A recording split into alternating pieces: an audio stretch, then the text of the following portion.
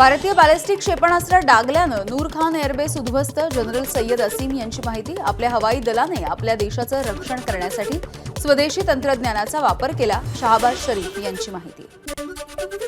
Operation सिंदूरमध्ये भारतानं पाकिस्तानचे 600 drone हाणून पाडल्याची सूत्रांची माहिती. 8 आणि 9 तारखेच्या रात्री पाकिस्ताननं हवाई हद्दीचा केला होता भंग. पाकिस्ताननं पश्चिमेकडच्या सीमेवरती 1000पेक्षा अधिक तोफा केल्या होत्या तैनात. 750 छोट्या आणि मध्यम पल्ल्याची क्षेपणास्त्र ठेवली होती सज्ज. हे पाहून भारताकडून रातोरात हवाई संरक्षण यंत्रणा सक्रिय करून पाकिस्तानला प्रत्युत्तर. वाघा अटारी बॉर्डर सध्या बंद आहे, पण भारतानं अफगाणिस्तानच्या मालासाठी काल ही बॉर्डर खुली केली.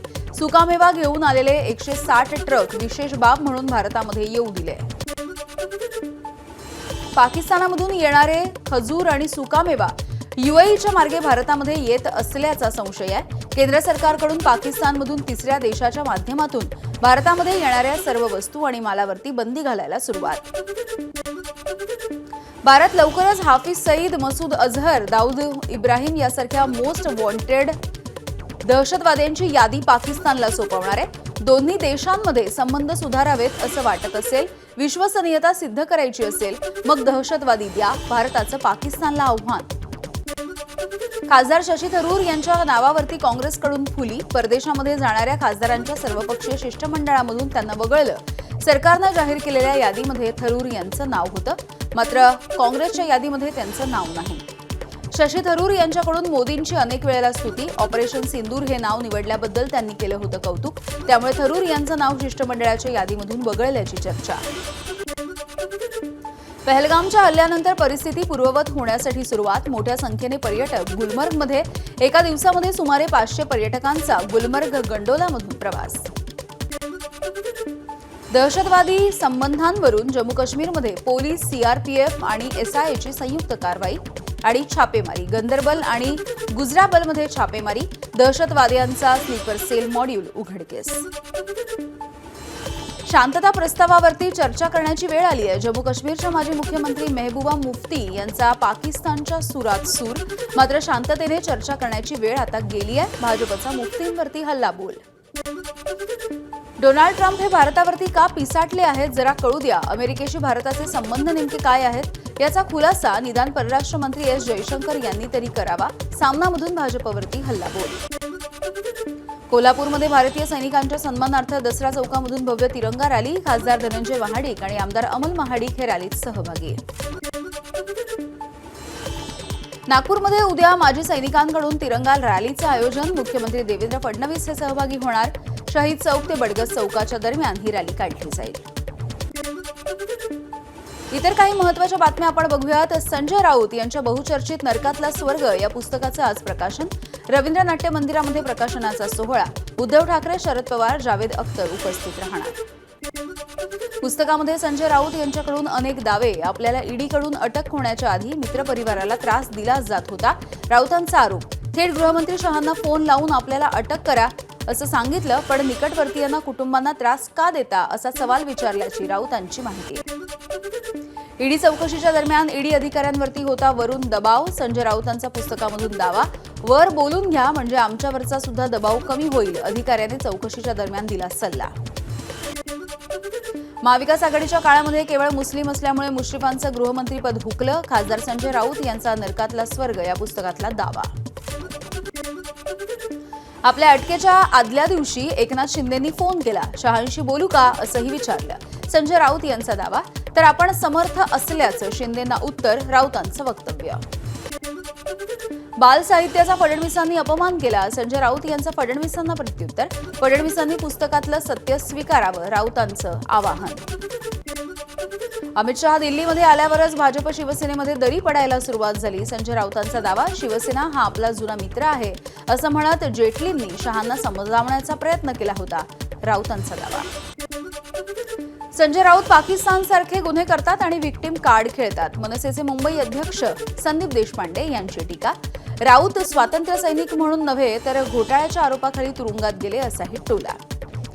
संजय राऊत हे घोटाळा करून तुरुंगात गेले, त्यामुळे घोटाळा कसा केला याबद्दल त्यांनी पुस्तकामध्ये लिहायला हवं होतं, मात्र त्याबद्दल त्यांनी काहीही लिहिलं नाही. मनसेचे संदीप देशपांडे यांची टीका.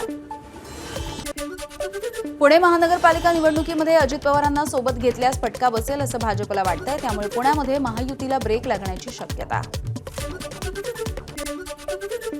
मुख्यमंत्री देवेंद्र फडणवीसांकडून पुण्यामध्ये 105 नगरसेवक जिंकून आणण्याचं टार्गेट. पुणे महानगरपालिकेमध्ये एकूण 166 जागा असून 2017ला भाजपनं 100 जागा जिंकल्याचा उल्लेख आहे.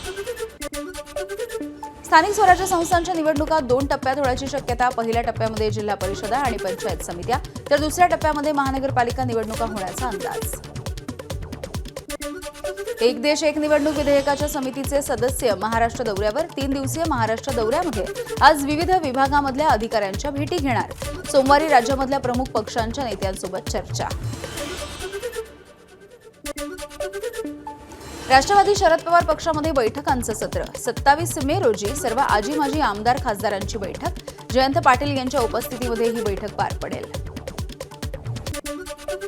आमदार रोहित पवार शरद पवार यांच्या भेटीसाठी वायबी चव्हाण सेंटरला. पक्षांतर्गत होऊ घातलेल्या बदलांच्या पार्श्वभूमीवरती या भेटीला महत्त्व आहे. मराठा समाजाला 10% आरक्षण देण्याचा राज्य सरकारचा निर्णय. त्याला आव्हान देणाऱ्या याचिकांवरती नव्यानं सुनावणी. सरन्यायाधीशांच्या अध्यक्षतेखाली विशेष पूर्णपीठ स्थापन. लवकरच सुनावणी. मातृदिनाच्या निमित्ताने पुण्यामध्ये अजित पवारांच्या उपस्थितीमध्ये मातृनाम प्रथम सोहळा. विद्यार्थी आणि पालकांकडून अजित पवार यांचा सन्मान. कार्यक्रमाला अभिनेता संकर्षण कराडेची उपस्थिती. पिंपरी चिंचवडमधल्या 36 बंगले हे जमीनदोस्त. इंद्रायणी नदीच्या पूररेषेमध्ये बंगले उभारल्यामुळे सर्वोच्च न्यायालयाचे कारवाईचे आदेश. मुंबईतल्या 134 इमारती धोकादायक. सर्वाधिक धोकादायक इमारती या गोरेगाव आणि वांद्रे पश्चिमेत. या इमारती रिकाम्या करून पाडण्याचं पालिकेच्या समोर आव्हान. मुंबई विमानतळाला पुन्हा एकदा धमकी. मुंबई विमानतळ पोलिसांच्या ईमेल आयडीवरती धमकीचा मेल आलाय. अफजल गुरु आणि सॅवकुस शंकरला अन्यायकारक पद्धतीनं फाशी दिल्याचा या मेलमध्ये उल्लेख आहे. नक्षलवाद्यांसह काश्मीरी फुटीरतावाद्यांसोबत संपर्क असलेल्या रजा सिद्दीक प्रकरणाचा तपास आता एटीएसकडे. प्रकरणाचं वाढलेलं गांभीर्य बघता नागपूर पोलिसांकडून महाराष्ट्र एटीएसकडे हा तपास सोपवला. तुळजापूरच्या ड्रग्ज प्रकरणामधील आणखी एका आरोपीला अटक झाली आहे. माजी पंचायत समिती उपसभापती शरद जमदाडेला कामठा या त्याच्या मूळ गावामधून अटक. नागपूरमधील एका नामांकित शाळेमध्ये विशिष्ट धर्माच्या विद्यार्थ्यांना प्रवेश नाकारल्याचा आरोप आहे. शाळेचे सचिव आणि एका शिक्षिकेच्या विरोधात प्राथमिक चौकशीच्या नंतर गुन्हा दाखल. अकोल्याच्या एटीएस पथकाकडून माहूर रोडवरच्या मदरशा चालकांवरती कारवाई. स्वतःच्या फायद्यासाठी संस्थेला मदत करण्याच्या नावाखाली दाम्पत्याची फसवणूक केल्याप्रकरणी गुन्हा दाखल. वाशिम नगरपालिकेच्या घंटा गाड्यांवरील कंत्राटी वाहन चालकांचं 2 महिन्यांचं वेतन थकलं. त्यामुळे कामगारांकडून काम बंदची हाक. कचरा व्यवस्थापनाचा प्रश्न गंभीर होण्याची शक्यता आहे. पालकमंत्री शंभूराज देसाईंच्या ताब्यात असलेल्या पाटण कृषी उत्पन्न बाजार समितीमध्ये 39 लाखांचा अपहार. माजी सभापती उपसभापतींसह 21 जणांवरती गुन्हा दाखल. धाराशिवमध्ये टेम्पोच्या धडकेमध्ये बहीण भावाचा मृत्यू झाला. सुसाट आयशर टेम्पोने दुचाकीला अर्धा किलोमीटरपर्यंत फरफटात नेलं. उमरगा बायपास रोडवरची ही घटना आहे. अपघाताचा अंगावरती काटा आणणारा व्हिडिओ सध्या व्हायरल होतोय.